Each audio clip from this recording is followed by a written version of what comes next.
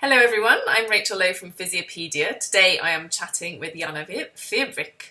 Hello Janne. Hi, good morning. I hope I pronounced your name correctly. I've just had a little practice with you, so I hope that was okay.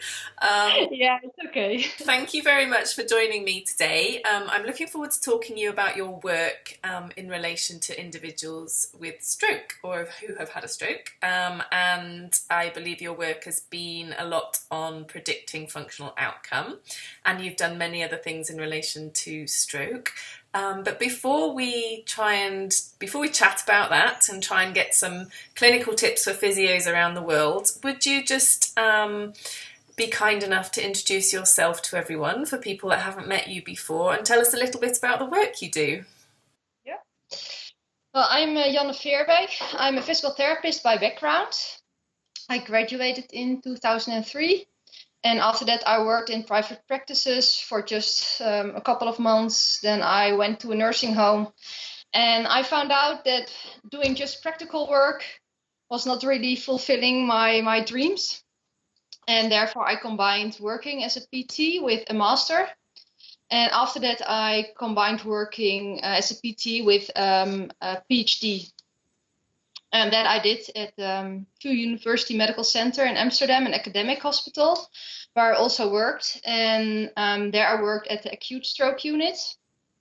And that's also where my research for my PhD was organized around.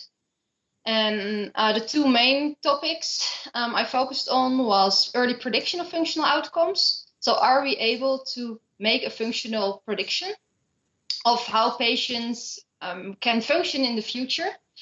And the second part of my PhD was the development of the National Clinical Guidelines for Physical Therapists after stroke in the Netherlands.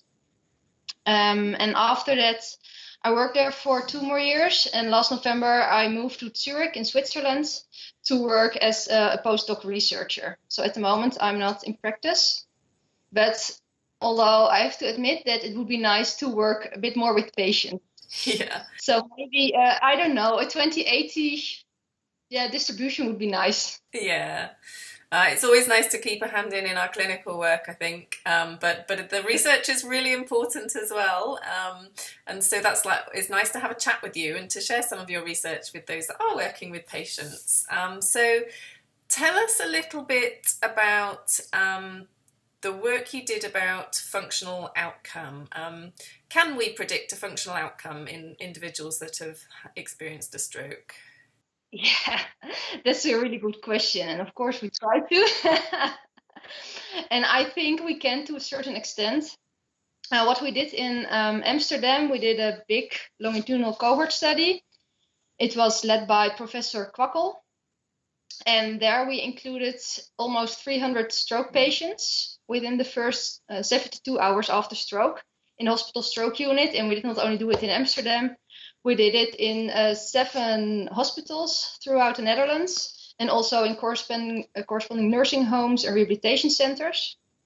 We measured the patients within these 3 days post-stroke with all our clinometrics. And then we repeated those measurements every other third day up to 21 days after stroke. And thereafter, we visited the patients again at 6 months post-stroke.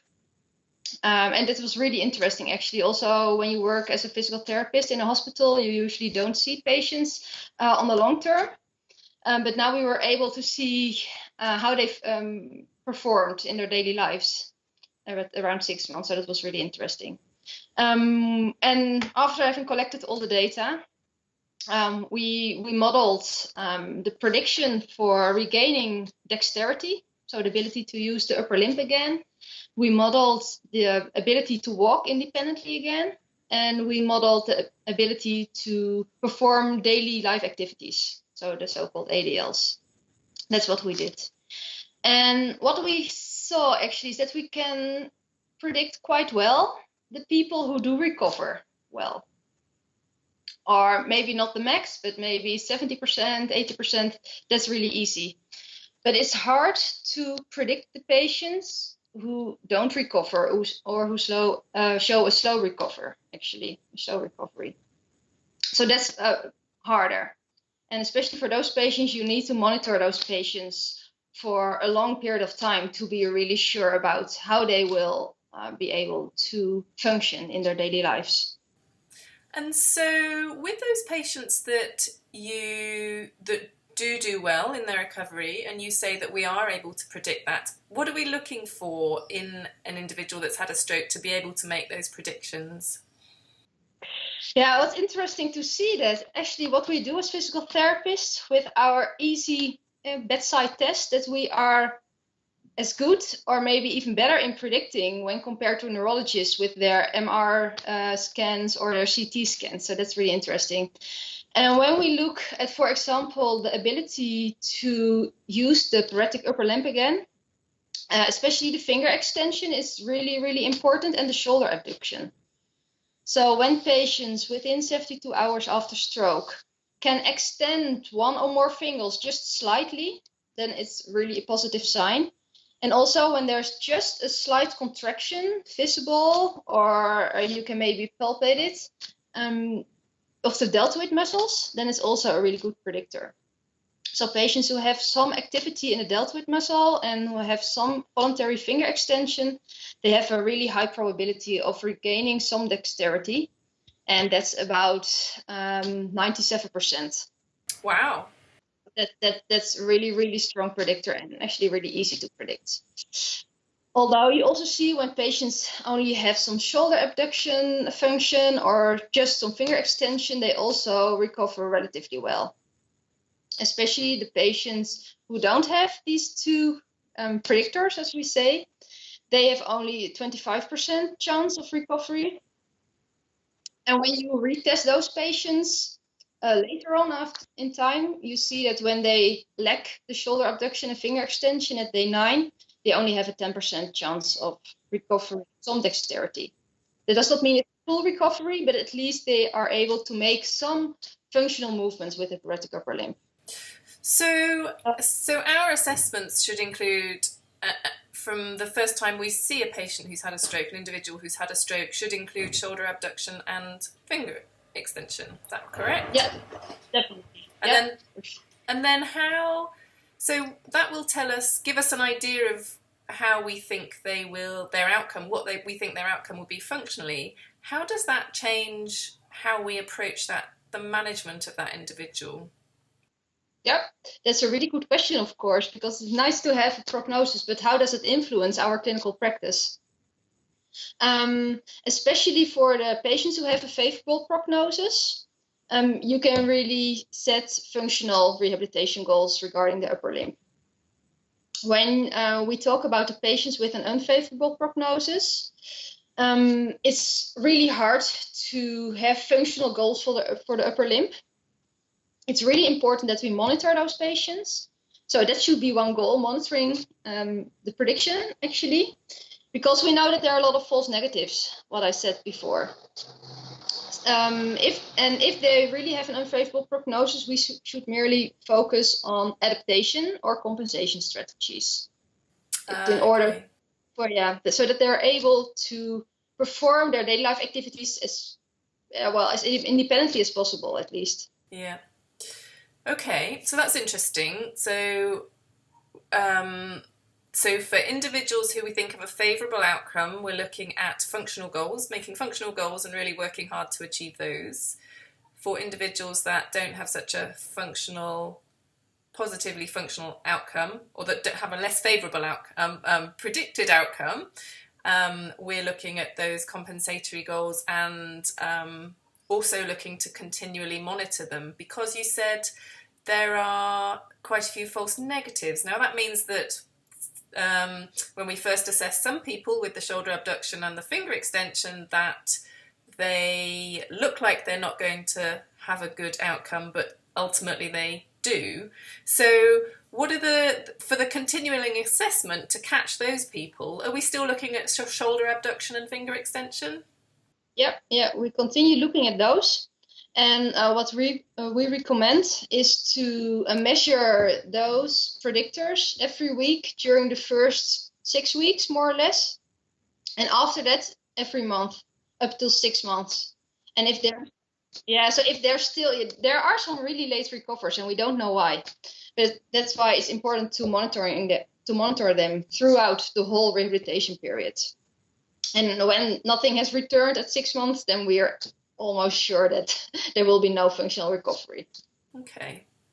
But Are there any yeah, other, in addition to shoulder abduction, finger extension, is there anything else we should be looking at?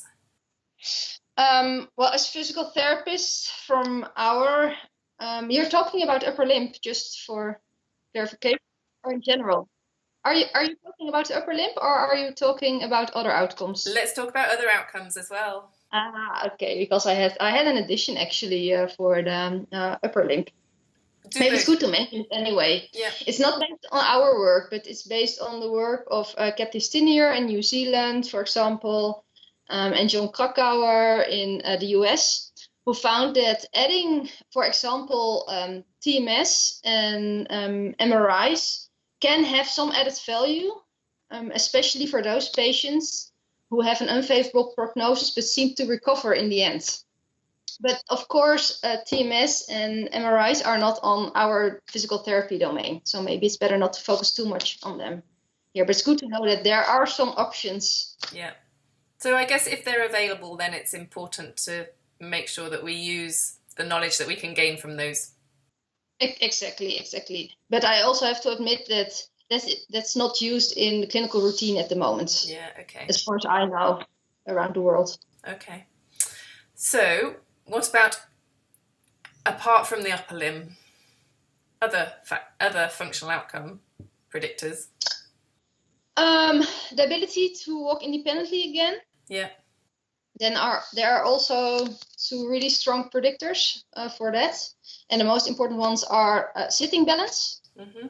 So the ability to sit independently without support of the feet, of the back for 30 seconds. If patients can do that, also within the first 3 days after stroke, then they have a good prognosis.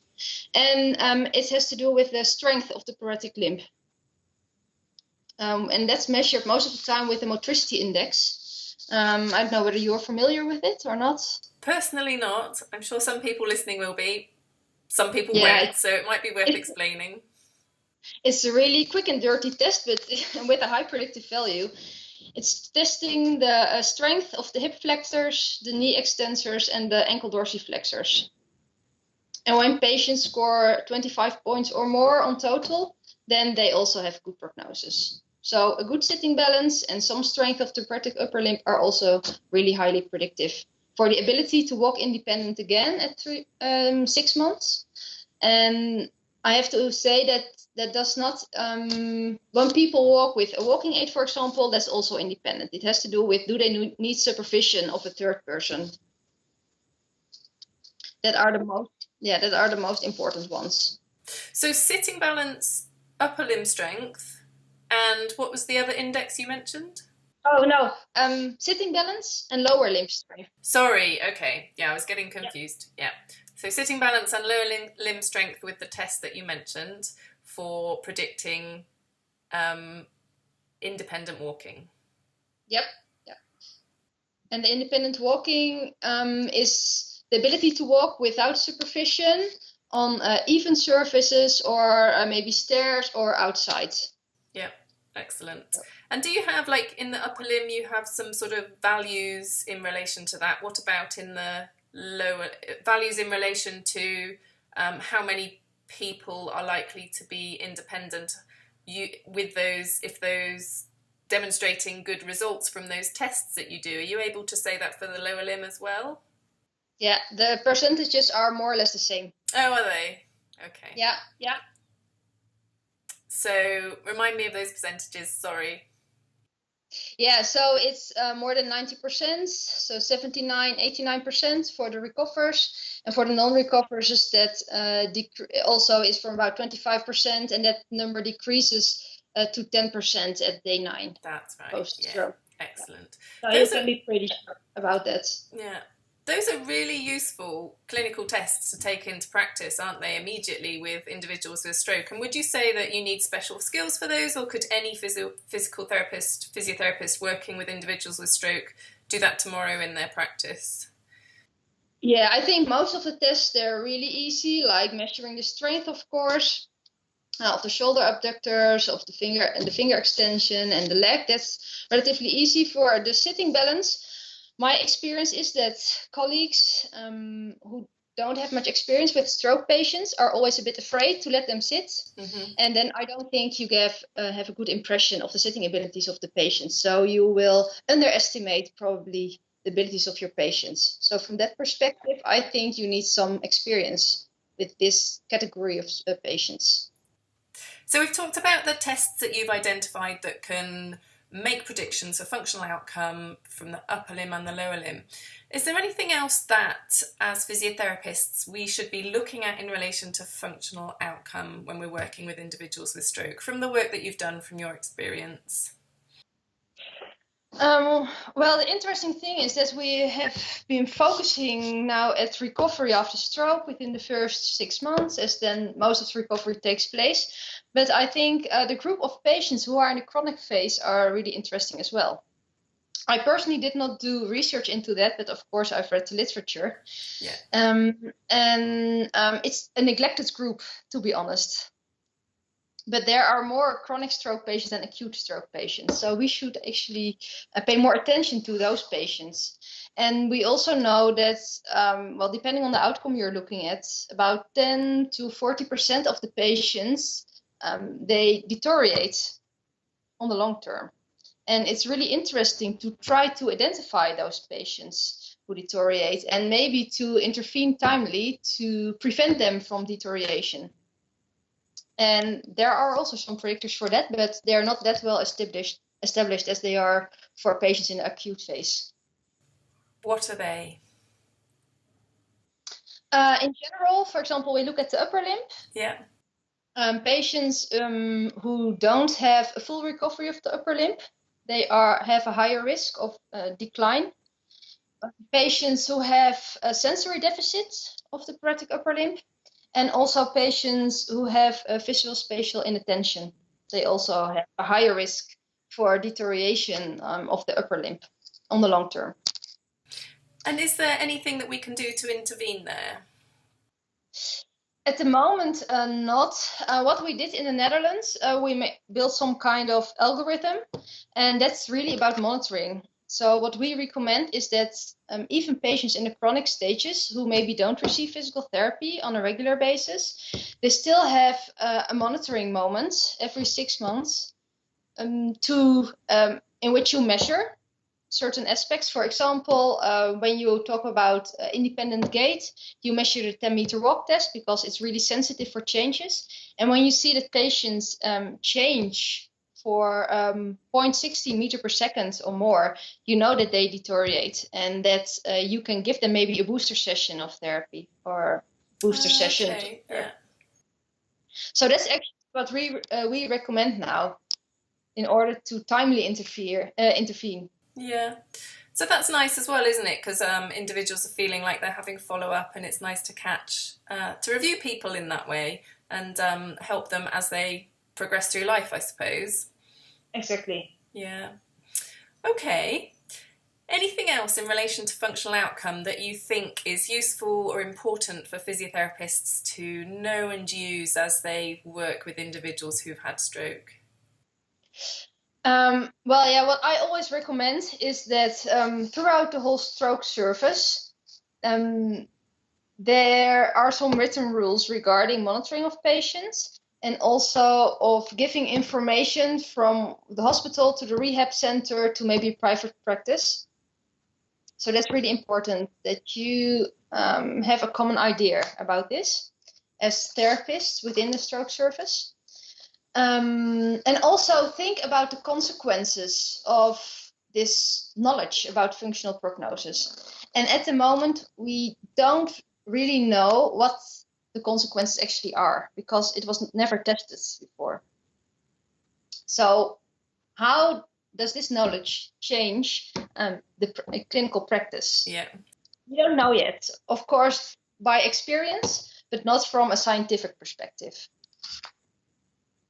But it's good to talk about it and to discuss it. And I think it's really important to think about how you give this piece of information to your patients and their caregivers.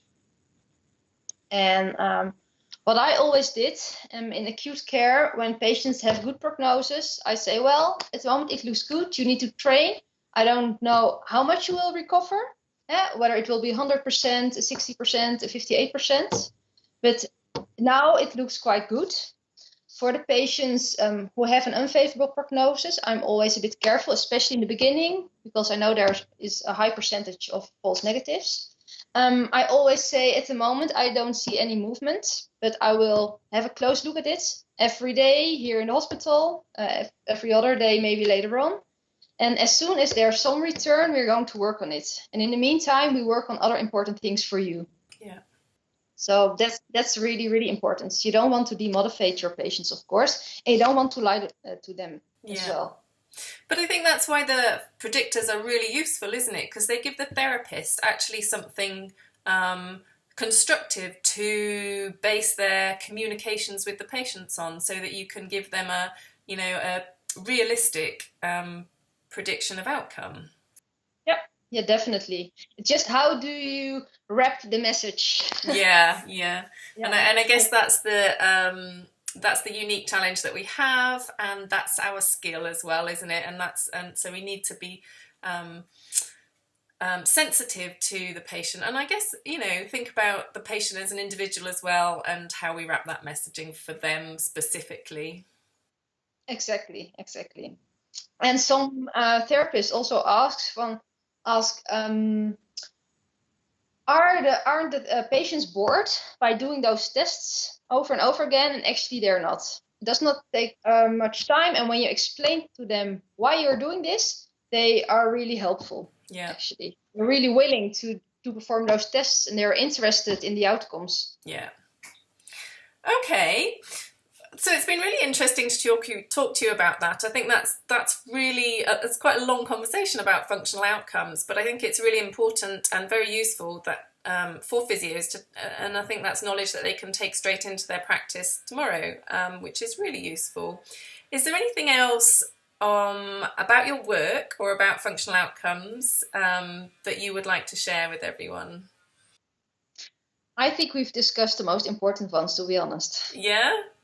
Yes. Good. Okay. Well, it's been an absolute delight to talk to you. I know, respectful of your time, I think there's many other things that I'd really like to talk to you about. Maybe we can connect again another day to talk about the rest of your work. But for today, on functional outcomes, that's been a really great conversation. Janne, where can people find out more about you and the work that you're doing? They can find about me on PubMed, of course. Yeah. But that you may be referring to an email address or whatsoever. Are you on Twitter or anything? No, I'm not on Twitter. I'm really conservative. Okay, so PubMed, I've seen you on LinkedIn and ResearchGate as well. So exactly. Yeah, so we'll add some links to your work so that people can find out more about what you're doing, and we'll also add some links to obviously the clinical guidelines that you worked on as well, and that have come out of the Netherlands, which are very useful for everyone to use. And maybe we could talk a bit more about those another day. But Janne, today, thanks so much for your time. It's been an absolute pleasure to talk to you. Thanks for your invitation. It was a pleasure as well.